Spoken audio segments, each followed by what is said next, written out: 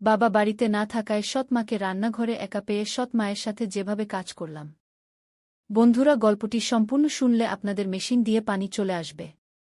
আপনারা হাতের কাজ করতে বাধ্য হবেন, তাই হাতের কাজ করার আগে হাতের কাছে অবশ্যই টিস্যু রাখবেন। আজকের এই গল্পে আপনাদের স্বাগতম।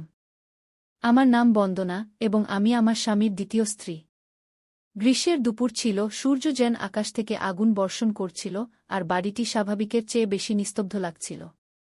আমি রান্নাঘরে দাঁড়িয়ে তাজা সালাদ তৈরির জন্য ফল কাটছিলাম এবং নিজের চিন্তাগুলোকে ব্যস্ত রাখার চেষ্টা করছিলাম। আমার স্বামী যেমন সবসময় কাজে ব্যস্ত থাকতেন, যা আমাদের পরিবারের চেয়ে বেশি তার সময় দাবি করত। আমি তার দীর্ঘ অনুপস্থিতি এবং এর সাথে আসা একাকিত্বের সাথে অভ্যস্ত হয়ে গিয়েছিলাম। কিন্তু আজকের দিনটা কিছুটা আলাদা লাগছিল, কারণ আদিত্য, আমার ২৪ বছরের সৎ ছেলে, হঠাৎ রান্নাঘরে চলে এলো। তার উপস্থিতি সবসময় স্বাভাবিক এবং শক্তিতে ভরপুর থাকত, যা ঘরে প্রবেশ করতেই যেন প্রাণ সঞ্চার করে দিত। বছর ধরে আমি তাকে আমাদের পরিবারের অংশ হিসেবেই মেনে নিয়েছিলাম, কিন্তু সম্প্রতি আমি তার আচরণে ছোট ছোট পরিবর্তন লক্ষ্য করছিলাম, আর সেগুলোকে উপেক্ষা করা এখন আমার পক্ষে কঠিন হয়ে উঠছিল। কিছু সাহায্য লাগবে? সে এসেই জিজ্ঞেস করল। তার কণ্ঠস্বর স্বাভাবিক ছিল, কিন্তু তাতে সামান্য অনিচ্ছা বোধ হচ্ছিল। সে আমার দিকে তাকাল, তারপর সেই ফলের দিকে যা দিয়ে আমি সালাদ কাটছিলাম। আমি তখন কোনো কথা না বলে সালাদ কাটতে থাকলাম, আর তার দৃষ্টি এক পলকের জন্য আমার উপর আটকে গেল। আমি হাসতে হাসতে তাকে একটি ছুরি দিলাম এবং বললাম, শোনো বেটা, তুমি কি সালাদ কাটতে আমাকে সাহায্য করতে পারো? সে তৎক্ষণাৎ মাথা নেড়ে সম্মতি জানিয়ে আমার পাশে এসে দাঁড়াল এবং কাটতে শুরু করল। শুরুতে তার হাত স্থির ছিল, কিন্তু সময় যেতে যেতে আমি লক্ষ্য করলাম তার মুঠোতে সামান্য কাঁপুনি ছিল। একবার আমি একটি বাটি নেওয়ার জন্য হাত বাড়ালে আমাদের হাত পরস্পর স্পর্শ করল। সে এক মুহূর্তের জন্য থেমে গেল, তারপর দ্রুত পিছিয়ে গেল। এরপর ক্ষমা চেয়ে কিছু অস্পষ্ট কথা বলল, যার উপর আমি মৃদু স্বরে বললাম, কিছু হয়নি, যেন কিছুই ঘটেনি।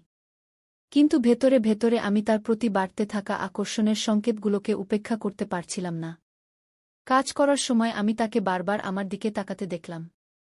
তার চোখ প্রতিবার আমার দিকে তাকানোর পর দ্রুত অন্য দিকে ঘুরে যেত। এটি অত্যন্ত সূক্ষ্ম, প্রায় নেই বললেই চলে, কিন্তু তা সত্ত্বেও সেখানে একটি অনিচ্ছা, একটি টান ছিল যা আমি আগে কখনো অনুভব করিনি। ঘরটি যেন হঠাৎ ছোট হয়ে গিয়েছিল আর বাতাস ভারী হয়ে উঠছিল। মনে হচ্ছে সব প্রস্তুত হয়ে গেছে। আমি নীরবতা ভেঙে বললাম এবং সালাদটি টেবিলে রেখে দিলাম। আদিত্য মাথা নাড়ল, তার মুখমণ্ডল সামান্য লাল হয়ে উঠেছিল, যেন কোনো অদ্ভুত বিষয়ে লজ্জা পাচ্ছে বা এমন কিছু গুরুত্বপূর্ণ ভাবছে যা সে বুঝতে পারছিল না। সে কিছুক্ষণ সেখানেই দাঁড়িয়ে রইল, প্রয়োজনের চেয়ে বেশি সময়, তারপর বলল, আমাকে একটি কল করতে হবে, এ বলে ঘর থেকে বেরিয়ে গেল।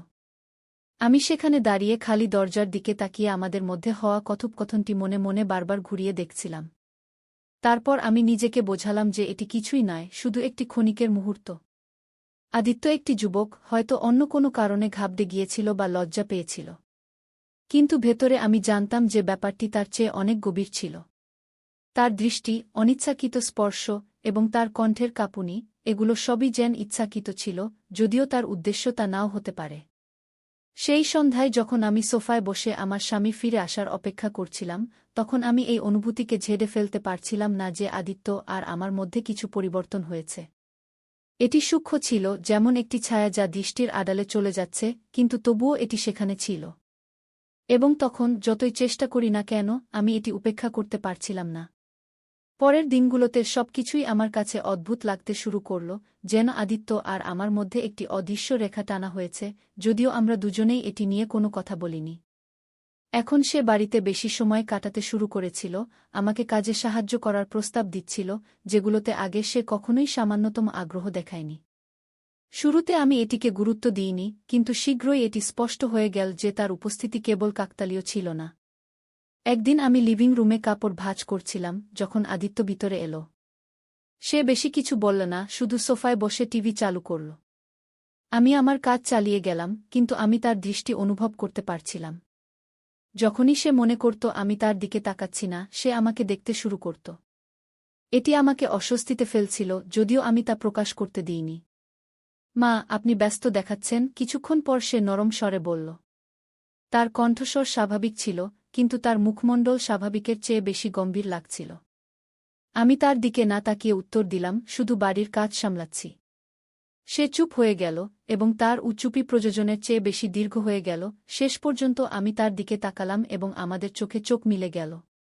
তার দৃষ্টিতে কিছু ছিল, হয়তো কৌতূহল বা আরও গভীর কিছু, যা আমাকে অস্থির করে দিয়েছিল। সেই সপ্তাহের শেষে আমি সুইমিং পুলের পাশে কিছু সময় কাটানোর সিদ্ধান্ত নিলাম, আশা করেছিলাম যে এতে আমার মন হালকা হবে। আমি কাউকে আমার সাথে আসার আশা করিনি, কিন্তু আদিত্য আমার যাওয়ার কিছুক্ষণ পরেই চলে এল। সে বলল যে তার পড়াশোনা থেকে একটু বিরতি দরকার, তারপর সে একটি চেয়ারে তার তোয়ালে রাখল এবং কোনো দ্বিধা ছাড়াই জলে ঝাঁপ দিল। আমি আমার লাউঞ্জ চেয়ারে বসে থাকলাম, একটি বইয়ে নিজেকে ব্যস্ত রাখার ভান করছিলাম।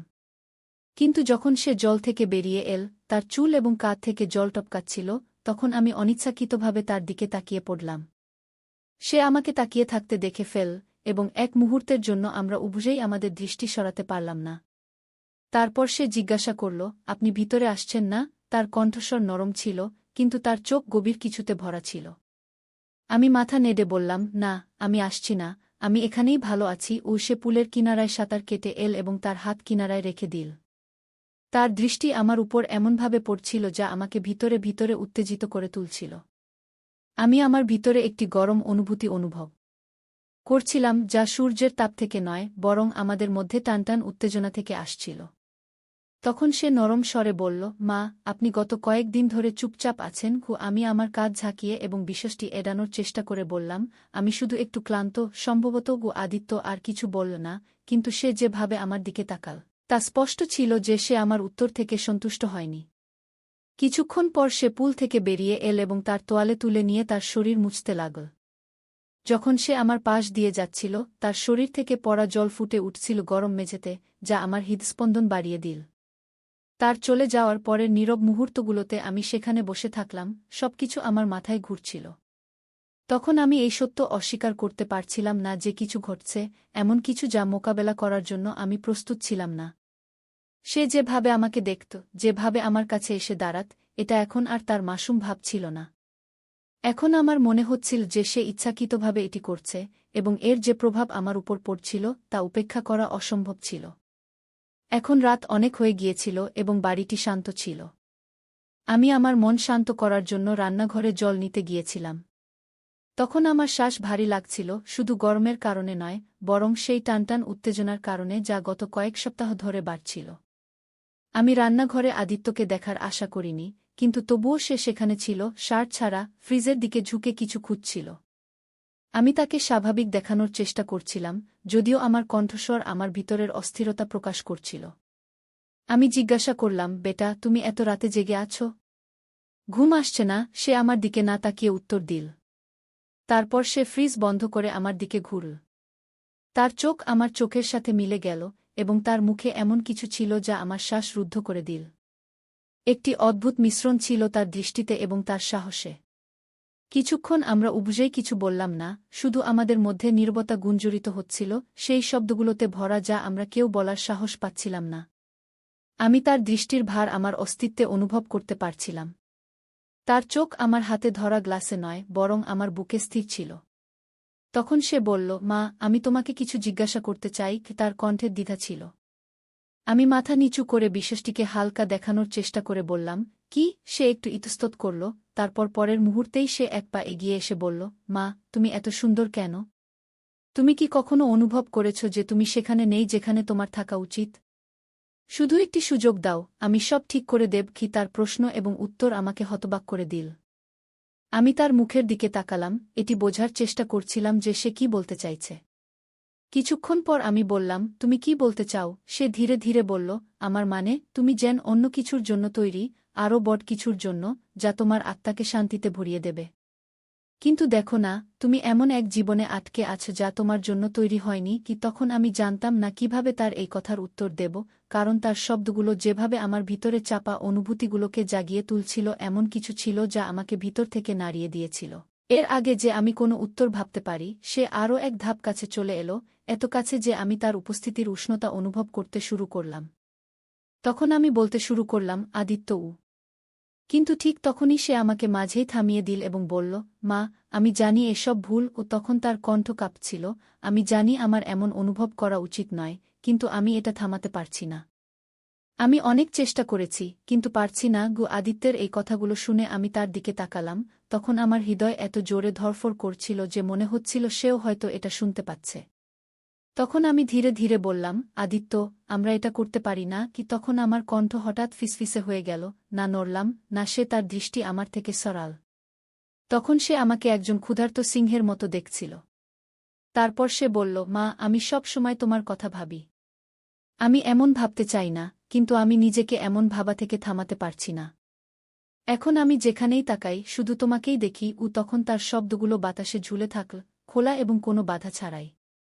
তখন আমি তাকে থামাতে চাইলাম, তাকে চলে যেতে বলতে চাইলাম এবং এই কথোপকথনকে কখনোই হয়নি এমন ভেবে নিতে চাইলাম। কিন্তু আমি তা করতে পারলাম না। আমি একবার চেষ্টা করলাম, কিন্তু পারলাম না।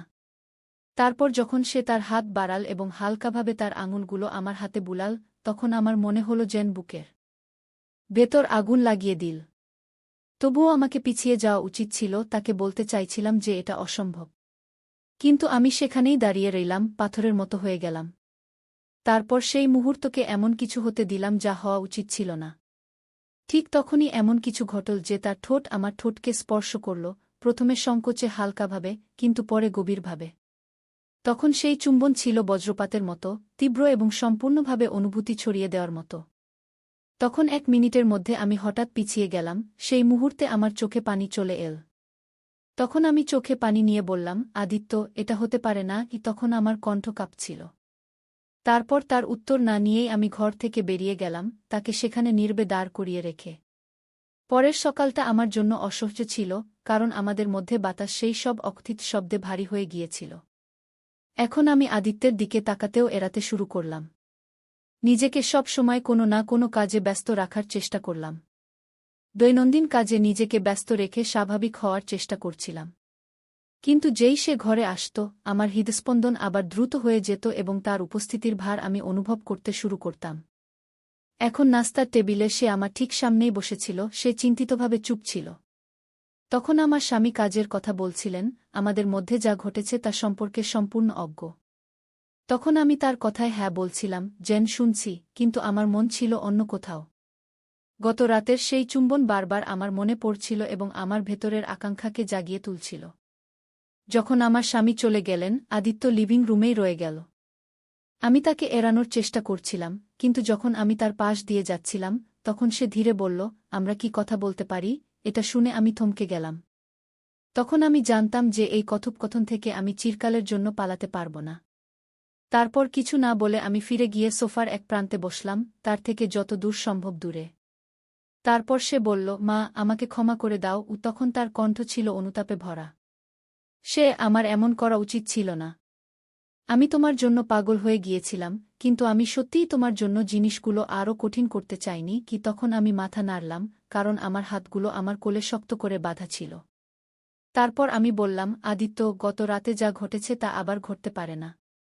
আমরা একটি সীমা অতিক্রম করে ফেলেছি। তখন সে দ্রুত বলল, আমি জানি, মা। তারপর একটু এগিয়ে এসে বলল, আমি জানি এটা ভুল, কিন্তু আমি এও ভান করতে পারি না যে আমার এমন অনুভূতি হয় না। তুমি আমার জন্য সবচেয়ে বেশি গুরুত্বপূর্ণ, যতটা কেউ কখনোই ছিল না কি? তখন তার শব্দগুলো আমার হৃদয় বিদীর্ণ করে বেরিয়ে গেল। তখন আমি তাকে থামাতে এবং দূরে থাকতে বলার চেষ্টা করছিলাম, কিন্তু তার কণ্ঠে লুকিয়ে থাকা সত্য আমাকে তা করতে বাধা দিল। কিন্তু শেষ পর্যন্ত আমি বললাম, আদিত্য, এটা সঠিক নয়, না আমার জন্য, না তোমার জন্য, এবং না তোমার বাবার জন্য। এসব বলার সময় আমার কণ্ঠ কাঁপছিল। বাবার নাম নেওয়ায় সে একটু চমকে গেল, কিন্তু পিছিয়ে গেল না। তারপর সে বলল, আমি আমার আবেগ নিয়ন্ত্রণ করতে পারছি না। তখন তার কণ্ঠ ফিসফিস করে বলল, আমি জানি তুমিও আমার সম্পর্কে কিছু অনুভব করো। এটা বলো না যে তুমি কিছুই অনুভব করো না কি? তখন আমাদের মধ্যে সত্যের বোঝা ভারী হয়ে উঠল। এটা হয়ে গিয়েছিল, আমি এখন আর তাকে মিথ্যা বলতে পারছিলাম না। তখনই আমি আমার ভেতরে কিছু অনুভব করলাম, এমন কিছু যা আমি বুঝতে পারছিলাম না বা সহ্য করতে পারছিলাম না। কিন্তু এর মানে এই নয় যে সেটা সত্য ছিল। তখন আমি দুভাবে বললাম, আদিত্য, আমরা যা কিছু অনুভব করছি তার কোনো অর্থ নেই। যদিও আমার কণ্ঠ কাঁপছিল, তবুও বললাম, আমাদের এটা এখানেই থামাতে হবে। আদিত্য বলল, আমরা এটা করতে পারি না কি? তখন সে আমার দিকে তাকাল এবং একটি বেদনার সঙ্গে আমাকে দেখতে লাগল। আমি তাকে আঘাত দিতে চাইনি, আমি তাকে সব বলতে চেয়েছিলাম যে তুমিই সেই মানুষ যে আমাকে এমন অনুভব করিয়েছে। তখন আমি এই ভান করতে পারছিলাম না যে এসব সত্য নয়, বরং কিছুই বলতে চাইনি। আমি উত্তর দেবার আগেই ব্যালকনিতে গাড়ি আসার শব্দ সেই মুহূর্তটি ভেঙে দিল। তখন আমার স্বামী দ্রুত বাড়ি ফিরে এসেছিল। আদিত্য আর আমি উদ্বেগভরা দৃষ্টিতে একে অপরের দিকে তাকালাম, এবং সে দ্রুত উঠে গেল এবং কিছু না বলে তার ঘরে চলে গেল। যেই আমি তাকে শেষবারের মতো যেতে দেখলাম, আমার বুকের ভেতর একটি অদ্ভুত ব্যথা উঠল যা আমি বুঝতে পারছিলাম না। সীমানা ঝাপসা হয়ে গিয়েছিল, মর্যাদা ভেঙে গিয়েছিল, এবং কিছুই আগের মতো থাকবে না। আমার হৃদয় অপরাধ, জন্মগত বিশ্বাসভঙ্গতা এবং সেই অনুভূতির মধ্যে বিভক্ত হয়ে গিয়েছিল যার নাম দিতেও আমার সাহস হচ্ছিল না। এবং প্রথমবারের মতো আমি জানতাম না যে এখন আমি কি করব। যখন আমার স্বামী বাড়ির ভেতরে এল, আমি নিজেকে স্বাভাবিক দেখানোর চেষ্টা করলাম। তুমি তাড়াতাড়ি চলে এসেছ, আমি হাসির অভিনয় করে জিজ্ঞাসা করলাম। হ্যাঁ, অফিসে মিটিং ক্যান্সেল হয়ে গেছে, তিনি তার টাই ঢিলা করতে করতে বললেন। তারপর আমি দ্রুত রান্নাঘরে চলে গেলাম, কিছু করার চেষ্টায় যাতে আমার মুখের ভাব লুকানো যায়। কিন্তু আমার ভেতরের ঝড় থামার নাম নিচ্ছিল না। আদিত্য আর আমার মধ্যে যা ঘটেছিল তা আমার মাথায় ঘুরছিল। রাতের খাবার নীরবতায় কেটে গেল। আদিত্য তার ঘরে যাওয়ার পর থেকে বাইরে আসেনি, এবং আমিও তাকে ডাকার সাহস করিনি। আমার স্বামী যথারীতি কাজ এবং অফিসের কথা বলতে থাকলেন, কিন্তু আমার দুনিয়া আর আগের মতো ছিল না। পরের দিন সকালের পরিবেশ শীতল ছিল, কিন্তু আমার ভেতরের অস্থিরতা গরম ছিল। আমি আদিত্যের দিকে তাকানো এড়িয়ে চলছিলাম, কিন্তু যখন সে নাস্তার টেবিলে বসে আমাকে দেখল, তার চোখে সেই একই গভীরতা ছিল। তখনই সে হঠাৎ বলল, আজ আমি বন্ধুদের সঙ্গে বাইরে যাচ্ছি। এতে আমার স্বামী কিছু না ভেবেই উত্তর দিলেন, ভালো কথা। আদিত্যের বাইরে যাওয়া আমার জন্য স্বস্তির মতো ছিল। কয়েক ঘন্টার জন্য আমি নিজেকে শান্ত রাখার চেষ্টা করতে পারতাম, কিন্তু যেই সে বাইরে বেরোল, আমি অনুভব করলাম যে স্বস্তির জায়গা খালিপন নিয়ে নিয়েছে। এখন সন্ধ্যায় যখন আদিত্য ফিরে এল, আমি লিভিং রুমে একা বসেছিলাম। আমার স্বামী কোনো বন্ধুর সঙ্গে দেখা করতে গিয়েছিলেন, এবং বাড়িতে শুধু আমরা দুজনই ছিলাম। তখন আদিত্য সোজা আমার দিকে তাকিয়ে বলল, মা, এখন আমাদের কথা বলতে হবে। তার কণ্ঠ গম্ভীর ছিল। আমি গভীর শ্বাস নিয়ে তাকে বসার ইঙ্গিত দিলাম, তারপর বললাম, আদিত্য, যা ঘটেছে তা হওয়া উচিত ছিল না। এটা ভুল। আমাদের এখানেই থামাতে হবে। সে চুপ করে রইল, কিন্তু তার চোখ আমাকে পড়ছিল। কিছুক্ষণ পর শেষ পর্যন্ত বলল, আমি জানি এটা সঠিক নয়, কিন্তু আমি যা অনুভব করি তা মিথ্যা নয়। এবং আমার মনে হয় না তুমিও এটা অস্বীকার করতে পারো। আমি বললাম, আদিত্য, আমি তোমার বাবার স্ত্রী। আমাদের জীবন আলাদা। তোমাকে এটা বুঝতে হবে। সে গভীর শ্বাস নিয়ে বলল, আমি তোমাকে কখনো কোনো সমস্যা দেব না। আমি শুধু চাই তুমি জানো যে আমি তোমাকে কতটা ভালোবাসি। কিন্তু যদি তোমার জন্য এখানেই থামানো জরুরি হয়, আমি এটা বুঝতে পারি। তার কথাগুলো আমার হৃদয় ভেঙে দিল। আমি জানতাম সে সত্য বলছে, কিন্তু যে সত্য আমি অনুভব করছিলাম তা আমাদের জীবন ধ্বংস করতে পারত। এরপর কয়েক দিনের মধ্যে আদিত্য আমার থেকে দূরত্ব বজায় রাখা শুরু করল। সে বাড়িতে সময় কাটানো কমিয়ে দিল এবং বন্ধুদের সঙ্গে বেশি বাইরে থাকতে লাগল। আমাদের মধ্যকার নীরবতা এখন একটি সমঝোতায় পরিণত হয়েছিল। কয়েক সপ্তাহ পর সে ঘোষণা করল যে সে পড়াশোনার জন্য শহরের বাইরে যাচ্ছে। আমার স্বামী এটা শুনে খুশি প্রকাশ করলেন, কিন্তু আমার ভেতর একটি খালিপন বাসা বেঁধেছিল। যেদিন সে গেল, আমি আমার ঘরে একা বসেছিলাম। সে বাড়ি থেকে বেরোনোর আগে আমার কিছু বলল না, কিন্তু যখন আমি জানালা দিয়ে বাইরে তাকিয়েছিলাম, সে ফিরে তাকিয়ে আমার দিকে দেখল। তার চোখে অশ্রু ছিল, কিন্তু তার মুখে একটি হালকা হাসিও ছিল, যেন বলছে, সব ঠিক হয়ে যাবে। তার চলে যাওয়ার পর আমি ধীরে ধীরে আমার ভেতরের সংঘাতকে মেনে নিলাম। আমি জানতাম যা ঘটেছে তা কখনো হওয়া উচিত ছিল না, কিন্তু যে অনুভূতিগুলো আমাদের মধ্যে ছিল, যে ভালোবাসা গভীরে প্রস্ফুটিত হয়েছিল, তা মিথ্যা ছিল না। এখন জীবন আবার স্বাভাবিক দেখাচ্ছিল, কিন্তু প্রতিবার যখন আমি একা থাকতাম, সেই মুহূর্তটি আমার মনে পড়ে যেত এবং সেই স্মৃতির সাথে এখন একটি অসম্পূর্ণ গল্পের বোঝা আমার হৃদয়ে চিরকালের জন্য বসে গিয়েছিল। তাহলে বন্ধুরা, এটা ছিল আমাদের আজকের ছোট্ট গল্প। আপনি এই গল্পটি কেমন লাগলো তা কমেন্ট করে অবশ্যই জানান। আর যদি গল্পটি আপনার ভালো লেগে থাকে, তবে এটি লাইক করুন এবং আপনার বন্ধুদের সাথে শেয়ার করুন। এমনই রোমাঞ্চকর গল্পের জন্য আমাদের চ্যানেল সাবস্ক্রাইব করুন এবং বেল আইকন টিপতে ভুলবেন না, যাতে আপনি আমাদের কোনো গল্পই মিস না করেন। ধন্যবাদ।